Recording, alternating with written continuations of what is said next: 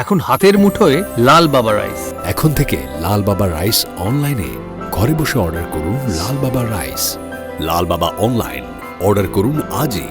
লাল বাবা রাইস, স্বাদ ও স্বাস্থ্য একসাথে পাবেন শুধুমাত্র লাল বাবাতে। স্বপ্নের কেরিয়ার গড়তে চান? আসুন যোগ দিন MCRS নলেজ ক্যাম্পাসে। পূর্ব বর্ধমানে অবস্থিত আমাদের ক্যাম্পাসে আমরা অফার করছি নার্সিং ও প্যারামেডিক্যাল কোর্স। সবুজ ঘেরা হাইটেক ক্যাম্পাস, সঙ্গে কলেজ সংলগ্ন অত্যাধুনিক হস্টেল। এখানে অভিজ্ঞ শিক্ষক ও শিক্ষিকারা আপনাকে আধুনিক চিকিৎসা পদ্ধতি ও প্রযুক্তির মাধ্যমে প্রশিক্ষণ দিচ্ছেন। আমাদের কোর্সগুলিতে আপনি পাবেন হাতে কলমে প্রশিক্ষণ এবং প্রয়োজনীয় দক্ষতা অর্জনের সুযোগ। বিশ্বমানের পরিকাঠামো ও সুবিধা আপনার শিক্ষা জীবনকে করবে আরো সুন্দর ও সহজ। আপনার স্বপ্নের ক্যারিয়ার শুরু হোক এইখানে, MCRS নলেজ ক্যাম্পাসে। MCRS নলেজ ক্যাম্পাস, আপনার ভবিষ্যতের পথপ্রদর্শক। নমস্কার। নমস্কার। দৈনিক মুক্ত বাংলা পত্রিকার ডিজিটাল প্ল্যাটফর্ম মুক্ত আবহে আপনাদের সকলকে স্বাগত জানাই। আমাদের মধ্যে উপস্থিত আছেন বিশিষ্ট eye specialist doctor Sumit Banerjee. আপনাকে স্বাগত। নমস্কার। আমরা আজকে এই শীতকালে চোখের কিছু সমস্যা নিয়ে ওনার কাছ থেকে পরামর্শ নেব। আচ্ছা ডাক্তার ব্যানার্জি, এই শীতকালেতে দেখা যায় যে মানুষের চোখে একটা ইরিটেশন ফিল করে, চোখ করকর করে, চোখ লাল হয়, চোখ দিয়ে জল পড়ে এবং আরও বেশ কিছু সমস্যা দেখা যায় শীতকালেতেই পার্টিকুলারলি। তো এগুলো কী জন্য হয়? দেখুন, কিছু কিছু রোগ আছে যেগুলো সিজনাল ভেরিয়েশন আছে। আমরা শীতকালে জানি এয়ার পলিউশনটা একটু বেশি হয় এবং ওয়েদার ড্রাইনেসটা বেশি থাকে, যার জন্য আমাদের চোখ খুব সহজে শুকিয়ে যায়, বা যেহেতু পলিউশন বেশি তার জন্য আমাদের ইরিটেশনটাও বেশি হয়। এছাড়া বর্তমানে তার সাথে যোগ হয়েছে ডিজিটাল মিডিয়া পার্টিসিপেশন। আমরা সবাই কম বেশি ডিজিটাল মিডিয়ায় অভ্যস্ত হয়ে গেছি, কেউ কম্পিউটার, কেউ ল্যাপটপ, কেউ মোবাইল। এইগুলো ডিজিটাল মিডিয়ায় বেশি কাজ করার ফলে কিন্তু চোখের একটা ড্রাইনেস তৈরি হয়। এছাড়া যেটা হয়, যেটা আপনি বলছেন যে এই সময় আমাদের অ্যালার্জিগুলো, আমরা বলি সিজনাল অ্যালার্জি, অনেক বেশি হয়। আরেকটা প্রবলেম হয় খুব, যারা দেখুন বেশি মোটরসাইকেল বা স্কুটার চালায় বা বেশি হাঁটাহাঁটি রাস্তায় করেন, তাদের নাকে একটু সর্দি টর্দি জমলেই এই জল পড়া বা চোখের ইরিটেশনগুলো অনেক বেশি হয়। কারণ আমাদের চোখের একটা নালি থাকে, যে নালিটা নাকে যায়, নাকে কোনো কারণে অবস্ট্রাকশন হলে ওই জলটা আবার ব্যাক ফ্লো করে চোখে আসে এবং সেক্ষেত্রে একটু ইরিটেশনও হয়। আর প্রাথমিকভাবে এই যে চোখের ড্রাইনেসটা, শুকনো হয়ে যাওয়া, এইটা রোধ করার জন্য কোনো মেডিসিন? এইটা রোধ করাটাই আসল কথা, যেটা আপনি বলছেন রোধ করা বলতে কিছু প্রোটেক্টিভ মেকানিজম আছে। যেমন ধরুন আপনার ডিজিটাল ওয়ার্ক কমানো যদি পসিবল, এক্ষেত্রে সবসময় সম্ভব হয় না, কারণ বর্তমান দুনিয়ায় সবাই ডিজিটাল ওয়ার্ক কম বেশি করেন, সে বড় স্ক্রিনই হোক আর ছোটো স্ক্রিনই হোক। তা আমরা যেগুলো বলে থাকি, যারা কম্পিউটারে কাজ করেন, কম্পিউটারটা একটু নিচের লেভেলে রাখার কথা, এবং বেশিরভাগ ক্ষেত্রেই আমাদের এয়ার কন্ডিশন থাকে, সেটাও ড্রাইনেসকে অ্যাড করে, আরও বেশি চোখটাকে ড্রাই করে।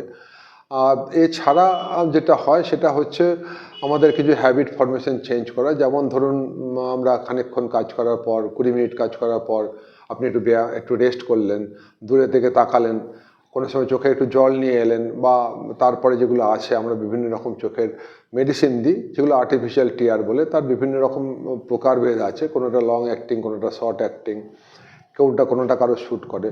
তা মেনলি তাছাড়াও যেটা অনেকেই এখন প্রশ্ন করেন যে এক ধরনের গগলস বা এক ধরনের চশমা, যেটাকে আমরা ARC বলি, অ্যান্টি রিফ্লেকটিভ কোটিং বলা হয়। তা সেগুলো যে খুব একটা এফেক্টিভ তা নয়, তবে সামান্য কিছুটা হলেও আপনার উপকার হতে পারে, কারণ আমাদের এখন সমস্ত স্কিনেই এই প্রোটেকশান, আল্ট্রাভায়োলেট বলুন, প্রোটেকশান দেয়া থাকে। সুতরাং এটা যে খুব বেশি প্রয়োজন তা নয়, কিন্তু কিছুটা হলেও আপনাকে হেল্প করবে। মানে চোখে দেবার জন্য হাইড্রেটিং ড্রপ কিছু আপনারা দেন, ব্যবহার করার জন্য? হ্যাঁ, এটা এখন খুব কমন। এই ধরুন আমি আজকে চেম্বার ফেরার পথেই প্রথমে আমি ড্রপটা নিয়ে বেরিয়ে এলাম। কারণ হচ্ছে যে আমাদেরও যারা চোখের ডাক্তারি করি তাদেরও অনেকক্ষণ স্ট্রিট ল্যাম্প বা মাইক্রোস্কোপে তাকিয়ে থাকতে হয়, তার জন্য ড্রাইনেস হয়। আর যেটা প্রথমে বললাম যে পলিউশন এবং খানিকটা ড্রাই ওয়েদার, এই দুটো অ্যাড অন করে। তা সেই জন্য বিভিন্ন রকমের টিয়ার ড্রপ আছে, এখন বহু টিয়ার ড্রপ পাওয়া যাচ্ছে। সুতরাং সেগুলো আপনি ইচ্ছা হলে কন্টিনিউয়াস ইউজ করতে পারেন, এগুলোর কোনো মানে নিয়ম নেই যে আপনাকে কোনো প্রেসক্রিপশানে করতে হবে।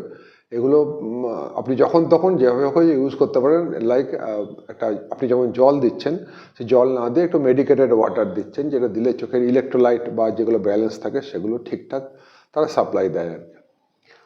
তার মানে ধরুন যারা দীর্ঘক্ষণ ল্যাপটপে বা মোবাইল নিয়ে বসে থাকছে, তো তাদের চোখে যে ইরিটেশন কষ্টটা হয় বা শুকনো ভাবটা হয়, তার জন্য তারা ওই ড্রপটা যদি ব্যবহার করেন তাহলে কিছুটা উপকার পাওয়া যেতে পারে। হ্যাঁ, অবশ্যই। এই জন্য একটা এখন নামই হয়ে গেছে কম্পিউটার ভিশন সিনড্রোম। আমরা এক কথা থেকে সিভিএস বলি। যারা দেখবেন কোনো প্রেসক্রিপশন যদি চোখের ডাক্তারকে দেখান, অনেক সময় সিভিএস বলে কথাটা লেখা থাকে। অবশ্যই করা যেতে পারে, অবশ্যই টিয়ার ড্রপ লাগা যেতে পারে।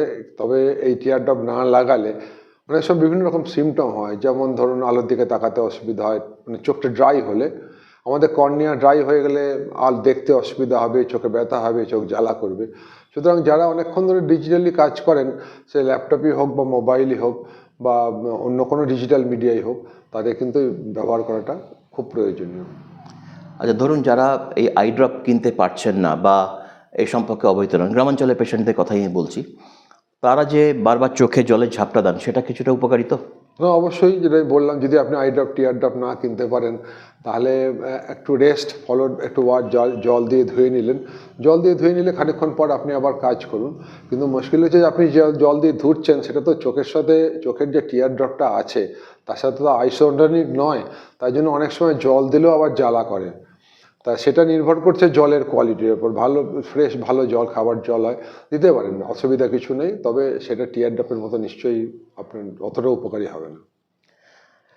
এখন এই যে চোখের আপনি অলরেডি হিন্টটা দিয়েছেন দূষণের ব্যাপারটা নিয়ে। সকালবেলা যে প্রচণ্ড ধোঁয়াশা হচ্ছে এবং ওয়েদার ভারী হয়ে যাচ্ছে এবং সেখানে শ্বাসকষ্টটাও হয় একটুখানি, যাদের শ্বাসকষ্টের সমস্যা আছে তারা এটা ভুক্তভোগী। এবং মর্নিং ওয়াকে তো অনেকেই বেরোন, তারা অনেকেই কিন্তু বলছেন যে বেরিয়ে আসার পর চোখে কেমন একটা জ্বালা জ্বালা ভাব করছে। তার মানে কি বায়ুতে এদের দূষিত গ্যাসীয় পদার্থের এক্সিস্টেন্সটা বাড়ছে এই কারণে? অবশ্যই, এটা অবশ্যই। এই ব্যাপারে দেখুন, আমি যেটা বলবো যে আজকে যে পরিবেশ দূষণ হচ্ছে, এটা কিন্তু মানুষের, আমাদের ভূমিকাও যথেষ্ট বেশি আছে। কারণ আপনারা দেখবেন যে ঘর বাড়ি যখন তৈরি হয়, ওই ওপর থেকে বালি ফেলা হচ্ছে, সিমেন্টের বস্তা ছড়া হচ্ছে। এবার সেগুলো এত ছোট ছোট ধূলিকণার মতো ঘুরে বেড়ায়, এবং সেটা আপনার শুধু চোখের ক্ষতি নয়, সেগুলো আপনার লাংসেরও ক্ষতি করছে। আপনার লাংসের মধ্যে স্মল পার্টিকেলগুলো ঢুকছে, সেগুলো লাংসের মধ্যে গিয়ে নানা রকম আপনারা দেখবেন একটা ক্রনিক কাফ বর্তমানে অনেকের মধ্যেই থেকে যাচ্ছে। এটা কারণ হচ্ছে অ্যাটমসফেরিক পলিউশন। তো এইটা কিন্তু, তারপরে অনেক পুরনো গাড়ি চলছে, ধরুন অনেক পুরনো গাড়ি কালো ধোঁয়া বার করছে। তারপরে আমরা কখনো কখনো সাক্ষী থাকি যে এক জায়গায় কিছু জিনিস জড়ো করে পুরনো জিনিসপত্রই হোক বা গাছের পাতাই হোক পুড়িয়ে দিচ্ছে। তো এইগুলো খুব কমন দৃশ্য, এইগুলো আমরা ইজিলি অ্যাভয়েড করতে পারি। তো এগুলো অ্যাভয়েড করলে নিশ্চয়ই আমাদের যে পরিবেশগত দূষণ, বায়ু দূষণ হচ্ছে, সেটা অনেকটাই কমতে পারে। আচ্ছা, ধরুন যে ইউভি প্রোটেকশনের কথাটা আপনি বললেন, এখন তো ধরুন ইউভি প্রোটেকশনের জন্য মুখেতে অনেকে ব্যবহার করেন সানব্লক ক্রিম। এবারে সেই ইউভি রে তো চোখেরও ক্ষতি করছে, তাহলে সেখান থেকে পরিত্রাণের সাধারণ উপায় কি? এবং যারা গাড়ি ড্রাইভ করবেন তারা কি প্রোটেক্টিভ কোনো সানগ্লাস ইউজ করবেন? এ বিষয়ে আপনার অভিমত কি? শুনুন, অরিজিনাল যে ইউভি প্রোটেকশনগুলো আছে সেগুলো খুব কস্টলি। সেগুলো আমাদের মানে সবার পক্ষে ব্যবহার করা সম্ভব নয়, ওগুলো ভীষণ মেহেঙ্গা, কস্টলি আর কি। তা যেগুলো তার মধ্যে কিছু কিছু পাওয়া যায় এখন বিভিন্ন ভালো কোম্পানির, সেগুলো ইউভি প্রোটেকশন কিছুটা হলে নিশ্চয়ই আছে। তা সেগুলো আপনারা পড়তে পারেন। ভালো জিনিস, ভালো গ্লাস, ভালো কোম্পানির গ্লাস পরা যেতে পারে। তাতে কিছুটা হলেও আপনার ইউভি লাইটটা কম ঢোকে। ইউভি লাইট কম ঢুকলে কর্নিয়া যে প্রবলেমগুলো হয় এই লাইট জনিত, সেটাতে নিশ্চয়ই আপনি কিছুটা আরাম পাবেন। কারণ আমাদের যে ভিজিবল স্পেকট্রাম আছে, মোটামুটি আমরা বলি 400 থেকে 700, এইটা হচ্ছে ভিজিবল স্পেকট্রাম। তা সেটার নিচে যেগুলো থাকে সেগুলো আমরা আলট্রাভায়োলেট রে বলি, ওপরে গেলে ইনফ্রারেড বলি। তা এই দুটোই চোখের পক্ষে এবং শরীরের পক্ষে দুটোই খারাপ। আচ্ছা, ধরুন যে যারা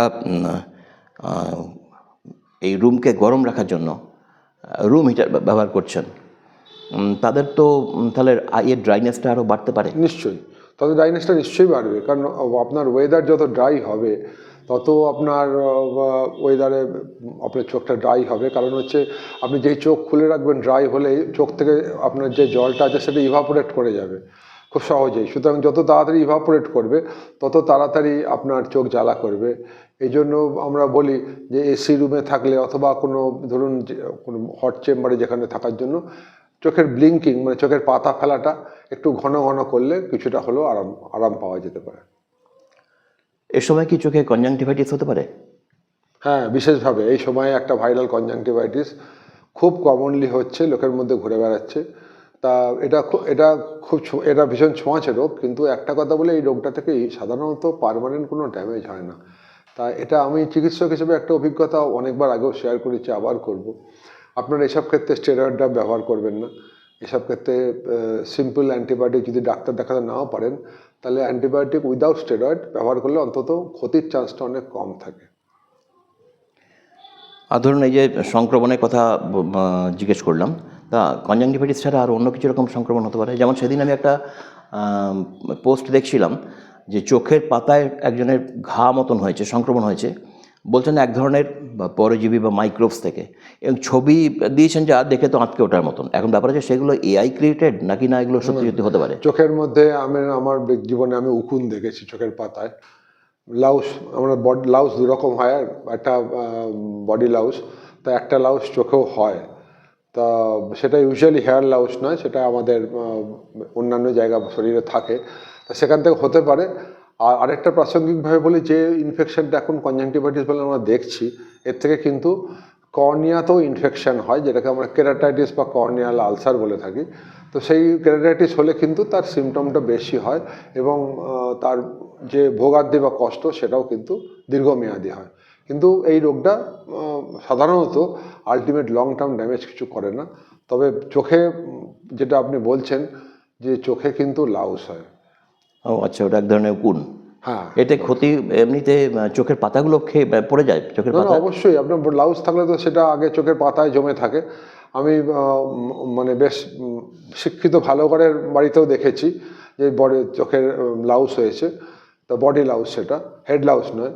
তা সেটা যদি চোখে আপনার বেশি দিন থাকে নিশ্চয়ই প্রথমে চোখের পাতার ক্ষতি করবে, তারপরে তো ওর যেটা ওর মুখ থেকে যে স্যালাইভা বেরোয় বা ওর যে টক্সিক প্রোডাক্টগুলো বেরোয় সেগুলো আপনার চোখের ডেফিনেটলি মনির ক্ষতি করবে।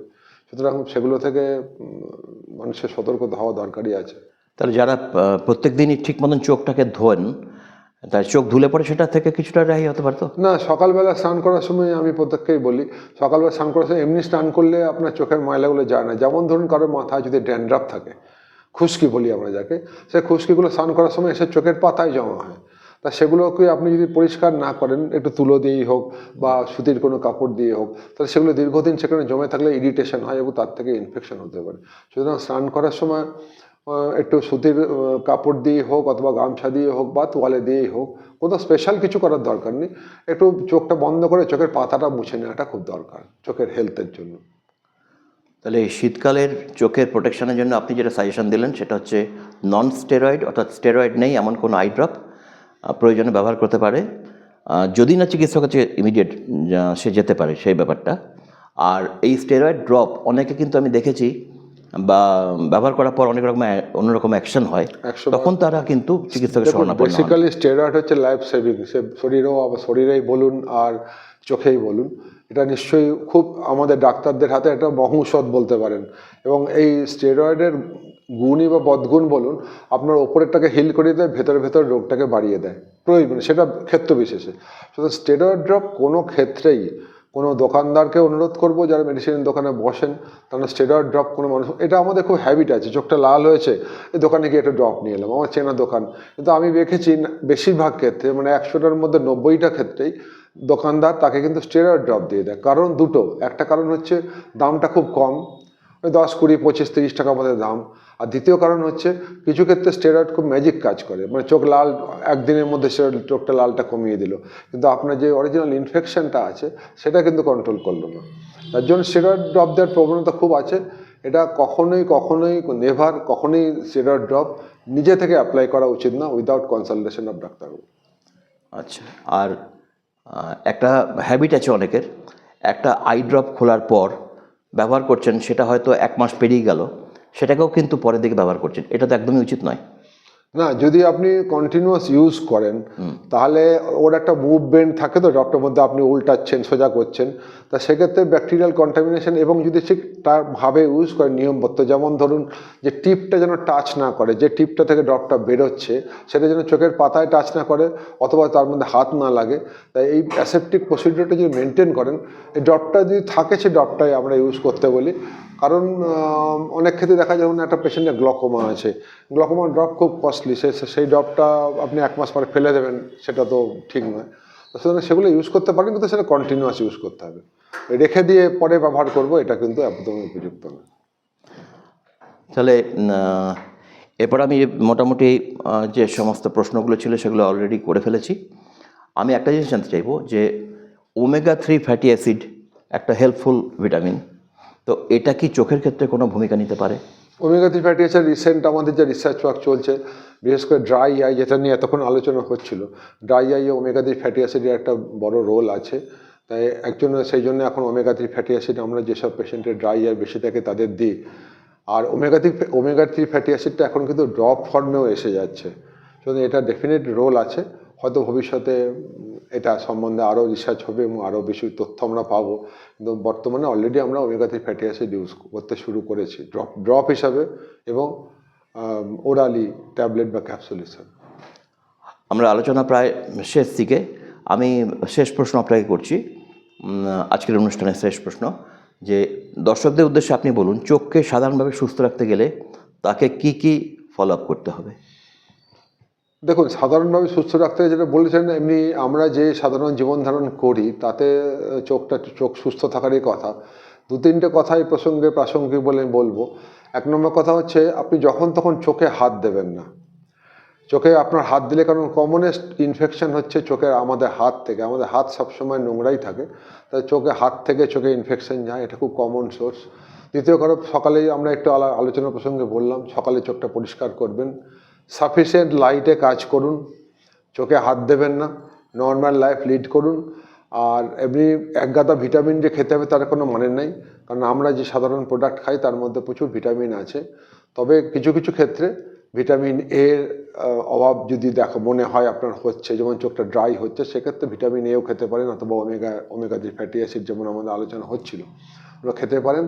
আর আরেকটা কথা বলবো যেটা খুব প্রয়োজনীয়, সেটা হচ্ছে 40-এর পর অন্তত 2 বছর অন্তর চোখ দেখান। কারণ আমার এই দীর্ঘমেয়াদী চিকিৎসক জীবনে উপলব্ধি হয়েছে যে লোকে 40-এ চশমা দোকান থেকে নিয়ে আসছে, কিন্তু তার ভেতরে গ্লকোমা হয়েছে, সে তিনি জানতেই পারছেন না। যখন জানতে পারছেন তখন কিন্তু তার চোখটা প্রায় শেষ হওয়ার পথে। সুতরাং আপনার অসুবিধা থাকুক আর না থাকুক, 40-এর পর 3 বছর 4 বছর অন্তর, 50-এর পর 2 বছর অন্তর, 60-এর পর প্রতি বছর একবার করে চোখ দেখান, যাতে আপনার চোখটা সুস্থ থাকে। আর আপনার এমনি নতুন করে কিছু চোখ সম্বন্ধে চোখের নিয়ম কিছু নেই, আপনার প্রয়োজনীয় পাওয়ার পড়ুন। সুগার যদি থাকে সুগার কন্ট্রোলে রাখুন। আর সুগার থাকলে, এটা বিশেষভাবে বলা প্রয়োজন, সুগার থাকলে যাদের 5 বছরের অধিক সুগার হয়েছে, সুগার 2 রকমের হয়, একটা হচ্ছে জুভেনাইল হয়, আর একটা আমরা অ্যাডাল্ট অনসেট বলি। তা যাদের জুভেনাইল হয় তাদের 5 বছরের পর, আর অ্যাডাল্ট অনসেট যাদের হচ্ছেন, যারা 40 বছরের পর হচ্ছেন, তারা অবশ্যই প্রতি বছর চোখ দেখাবেন। এবং যখন দেখাবেন তখন কিন্তু ব্লাড সুগার রিপোর্টটা সঙ্গে নিয়ে যাবেন, তাহলে আমাদের প্রেসক্রিপশন করতে বা চশমা দিতে সুবিধা হয়।